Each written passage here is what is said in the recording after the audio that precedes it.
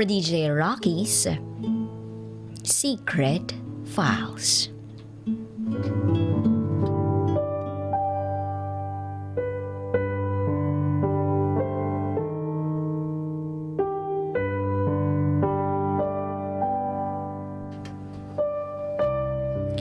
Binugbog ako ng asawa ko, kaya nakunan ako.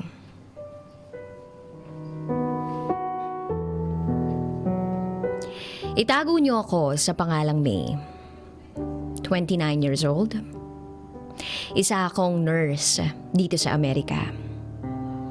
Ang asawa ko naman ay itago natin sa pangalang Jay. 26 years old. Dati siyang seaman. Noong 2014, naging boyfriend ko siya. Napakabait niya. At ipinakita niya sa akin na isa siyang responsableng anak at kapatid.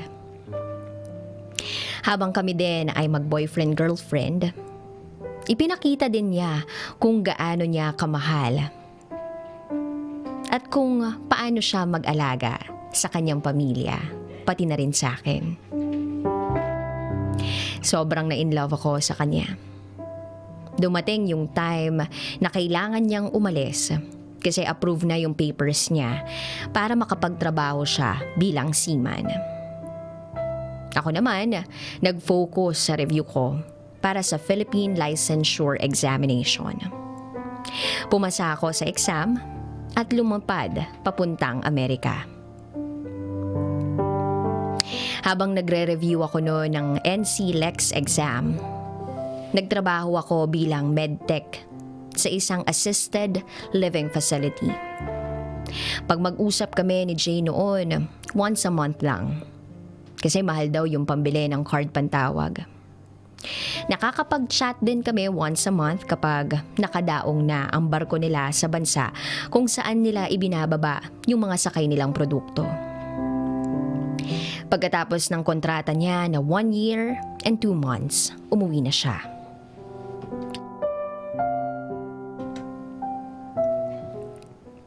At umuwi din ako para makasama uli siya. Dahil sa tindi ng pagmamahala namin, nag-decide kami na magpakasal. Kaming dalawa lang noon sa Manila City Hall at yung tumulong sa amin na kaibigan. Walang nakakaalam sa pamilya ko na ikinasal kami.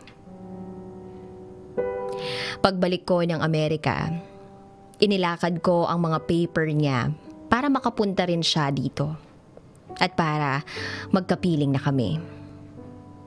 Naipasa ko na rin yung pagiging nurse ko dito sa Amerika. Nagtrabaho ako bilang isang nurse sa isang ospital. Night shift at part-time home health nurse kapag off ako sa full-time ko. Kaya naman, lagi akong pagod at puyat. Pero lumipas ang mga araw. Tumigil siya sa pagbabarko. Inako ko ang responsibilidad niya sa mga kapatid niya na nag-aaral sa college. Isang guro sa secondary, isang dentistry, at isang pharmacy. Yun yung kurso ng 3 niyang mga kapatid. At meron pa silang high school na pinag-aaral. Madalas din ang pag-aaway namin ni Jay noong wala na siyang trabaho. Kasi nabobore siya.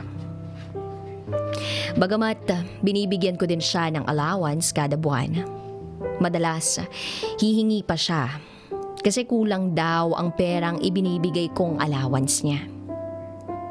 Kaya halos 3 to 4 times akong magpadala sa kanila kada buwan. Minsan sa sama ng loob ko, pag nag-aaway kami, hindi ko inaasikaso yung mga kailangang pirmahan na papeles niya para makapunta dito sa Amerika.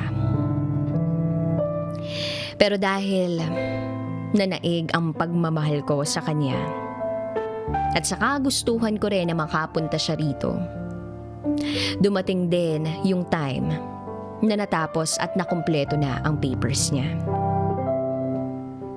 Nakapunta siya dito sa Amerika. Muli kaming nagkapiling. Kaya lang, madalas, mainit ang ulo niya. Kasi nakakaramdam siya ng boredom. Pinipilit ko siya na mag-aral mag-drive ng kotse. Kasi iba ang regulation ng Amerika sa Pilipinas. At marami pa akong itinuro sa kanya dito. At unang buwan pa lang niya dito, nabuntis niya na ako agad. Kaya lang, nabobore siya. Kasi naiiwan siyang mag-isa pag may trabaho ako. Full-time night shift nurse ako sa isang ospital. Plus, part-time home health nurse din. Minsan, para maibsan yung nararamdaman niyang boredom, isinasama ko siya pag nagve-visit ako ng patient ko. Kaya lang, sa pagbisita niya at pagsama niya sa akin, ayaw niya nang sumama. Kasi tumatagal daw ako sa patient ko. Syempre ako, kailangan kong magpalit ng dressings sa wound ng patient ko. Isa lang siguro yun sa dahilan ng pagka-bore niya. Wala siyang trabaho. Kaya mabilis uminit din yung ulo niya. At kahit ganun, ako na ang nagpatuloy na sumuporta sa kanya dito, pati na rin sa mga kapatid niya sa Pilipinas. Sinasabi niya sa akin na ang boring pala ng buhay dito. Hindi na lang sana ako pumunta dito. Siyempre ako, naiinis ako sa kanya. Kaya sinasagot ko siya na sana naisip niya yun para ngayon wala siya rito. Tapos hanggang sa nagiging away yung discussion namin. Pinapalaki niya na kung hindi daw siya yung kapiling ko, sino sa mga ex ko yung isasama ko. Lagi niyang binibring out yung tungkol sa mga ex ko. Kaya sa mga araw na yun, nasasaktan niya na ako. At dumating sa punto na nahigpitan niya ako ng hawak sa braso. Hanggang sa isang araw, tumindi ang pananakit niya sa akin. Napagbuhatan niya ako ng kamay sa katawan. Kinabukasan noon pagising ko after naming mag-away, pumunta ako ng banyo para umihi. Sobrang takot na takot akong umihi kasi nararamdaman ko na merong kakaibang lumalabas sa akin. Dugo ang lumabas sa akin. At kahit nag-aaway pa rin kami that time, both of us went to the ER at nakumpirma nga na wala ng bata. Aside from having a broken heart, I had to pay my bills. Although meron akong medical insurance, kaya lang basta umapak ka ng ER, plus laboratories and ultrasound na ginawa sa'yo, you will be paying thousands of dollars. Nagpatuloy ang pagsasama namin ni Jay. Away at bate. Minsan binubugbog niya pa rin ako at tinitiis ko yun. Hanggang sa magkatrabaho siya bilang isang assistant cook sa isang restaurant kung saan puro Pilipino ang mga trabahador. Ipinagpatuloy niya ang pagpapaaral sa mga kapatid niya sa college kasi meron na siyang sweldo. Sinimulan din niyang padalhan ng lola niya ng 5,000 pesos kada buwan. Pati tita niya na merong sakit, monthly niya ring pinapadalhan. Nakakuha na rin ako ng bahay namin dito at bagong sasakyan ko. Kaya ang ginawa ko, ibinigay ko muna kay Jay ang isa kong sasakyan. Nagbakasyon kami ni Jay. Nag-cruise kami sa Mexico at Bahamas. Namasyal din kami sa Vegas.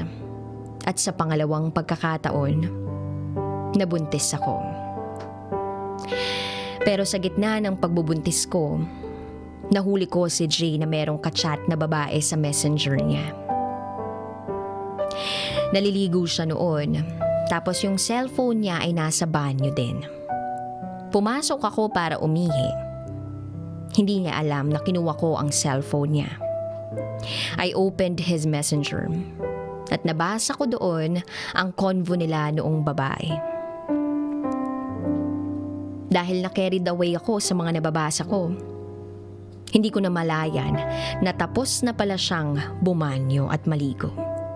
Bigla niyang inagaw sa akin yung cellphone niya. So I asked him, "Sino ka-chat mo?" At ang sabi niya ay hindi daw siya yung ka-chat nung babae. Nakichat lang daw sa kanya yung katrabaho niya na ang pangalan ay Mike. Hindi ako naniwala kasi alam ko na hindi marunong magsalita ng Ilocano si Mike. At dahil ayaw ko siyang paniwalaan, binugbog na naman niya ako. Dahilan para mag-spotting ako. Hindi na ako pumunta sa ER. Hinintay ko na lang yung appointment ko sa OB ko. Kasi alam ko na. May pakiramdam na ako na nakuna na naman ako. Kaya umiyak na lang ako sa tabi. Pinagpilitan niya na hindi talaga siya ang may kachat doon sa babae. Nag-text din sa akin yung katrabaho niya na si Mike after few days. Nag-sorry na keso siya nga daw yung nakigamit sa cellphone ni Jay. He asked for forgiveness at nangako siya na hindi na mauulit ang insidenteng yun. Sa kabila nun, pinatawad ko siya kasi nangako din siya na magbabago na siya at sinabi niyang hindi niya na ako sasaktan. Naging maayos naman ang relasyon namin pagkatapos nun. Napagtapos niya si Jean, yung kapatid niya na kumuha ng kursong guro sa secondary. Kaya lang ayaw magtrabaho. Kasi ang gusto nito, mag-abroad sa Hong Kong para makatulong at makapag-migrate sa Canada. Pinautang ko ng 50,000 pesos si Jean kasi kailangan niya ng panlakad ng mga papeles. Nalaman din naming mag-asawa na marami palang utang ang mga magulang ng asawa ko na umabot pa sa 300,000 pesos. Pinautang ko din ng 300,000 pesos ang pamilya niya para makabayad sila ng utang. At ang masakit nun, yung sarili kong pamilya na nasa Pilipinas ay walang kaalam-alam. Alam nila maganda lang ang buhay ko. At sila din naman, okay ang buhay nila. Sumunod na graduate ang kapatid niya na kumuha ng dentistry. Yung isa naman na kumuha ng pharmacy ay hindi pa nakagraduate kasi may bagsak at kailangan pang umulit ng isa pang taon. Itinigil din ni Jay yung pagsuporta dito kasi nalaman namin nangungupit ito ng mahigit 60,000 pesos. Sa paglipas ng mga araw, nabuntis na naman ako sa pangatlong pagkakataon. Maayos naman yung pagsasama naming mag-asawa. Mag-aaway man kami, pero hindi na niya ako napagbubuhatan ng kamay. Aside sa mga kapatid niya na binibigyan niya ng allowance, yung lolo at lola niya, pati tita niya, tuloy-tuloy pa rin ang pagbibigay niya ng allowance. Wala akong reklamo doon Kasi kaya ko pa naman yung mga bills namin. At nagtatabi ako ng pang-emergency. Inihanda ko para kapag nagbuntis ako uli, hindi na ako magtatrabaho muna. Kaya eto na nga, nabuntis na ako. I talked to him. Pinakiusapan ko siya na kung pwede, since graduate na yung dalawang kapatid niya, yung sahod niya, itulong niya sa akin for our bills. Yung allowance sa bahay nila, allowance ng lola at tita lang niya yung maibibigay namin sa family niya. Pero hindi na kasing laki ng dati, kasi kailangan din namin dito. Pumayag naman siya. Kasi gusto naman din niya na magkapamilya. Tumigil muna ako sa trabaho. Nag-bed rest ako. Kinausap ko rin ang pamilya ni Jay na wala akong trabaho, na kailangan ko ang suporta ni Jay financially. Kahit ngayon lang nabuntis ako, hanggang sa makapanganak ako. May ipon din naman ako na pandagdag sa sahod niya. Nakulang pa para sa amin kasi minimum lang yung sahod ni Jay. Pumayag naman siya eh. Pumayag siya na kami muna ng baby niya ang uunahin niya. Kaya lang isang araw, nag-message yung kapatid niya sa messenger na nawala daw yung wallet nito sa isang mall. 3,000 pesos lang naman yung laman plus mga ID. Ang ginawa ng asawa ko, pinadalhan niya agad ng malaking halaga. Nang malaman ko yun, nag-away kami. Kasi bakit kapatid na naman niya yung priority niya? Kailangan din namin siya ng anak niya. Ang sagot niya sa akin, ba't daw nagdadamot ako? Kapatid daw naman niya yun. Nagalit ako kasi marami kaming bills. Kailangan din namin kumain. Sa madaling salita, kailangan din namin ng pera dito sa Amerika. Lalo na buntis ako at wala akong trabaho. Pero inuna niya pa rin yung kapatid niya. At sa pagkakataong yun, napagbuhatan na naman niya ako ng kamay. Sinaktan na naman niya ako. Pinagsasasampal niya ako. Pinagsusuntok niya ako sa bandang legs ko. Tapos ang dami niyang sinasabi na pera lang daw naman yun. Kinagabihan nun, nag-spotting na naman ako. Kinabukasan, mas lumakas na naman yung pagdudugo ko. Pumunta ako sa OB ko. Chinek niya ako. At yun na naman. Nakuna na naman ako. He was with me. Pero sinisisi niya ako kung bakit ako nakunan. Na para lang daw sa pera, in-stress ko yung sarili ko. Kung sana iniisip din niya kami nung magiging anak niya, na sana inuna niya yung pagiging ama niya, yung pagiging asawa niya bago yung pagiging kuya niya. I asked him, hindi ba namin deserve ng anak mo na maging priority mo kahit isang beses lang? Pero hindi niya ako masagot. Sobrang sama ng loob ko. Hindi lang sa asawa ko, pero higit pa sa pamilya niya. At lalo na sa mga kapatid niya. Hindi ba pwede na kahit sana habang buntis ako, intindihin din ng pamilya niya na kailangan ko yung asawa ko? Na kailangan ng anak ko yung ama niya? Na hindi pwede na laging sila yung priority nito? Pati lola at tita niya, problema ng asawa ko. Humingi ng tawad yung asawa ko, pero ang sama ng loob ko. At nandito pa rin yun sa puso ko at kinikimkim ko yun. Sa ngayon, pinag-iisipan ko kung magpapaanal na kami. At pabalikin ko na siya sa Pilipinas. Kung saan makakapiling niya yung mga magulang niya, yung mga kapatid niya, yung lola niya, yung tita niya. Yung mga taong pinagpalit niya sa amin ng anak niya. Hindi ko na-deserve yung pananakit niya. Sana mas maliwanagan pa ako. Muli, ako si May. At ito ang aking secret file.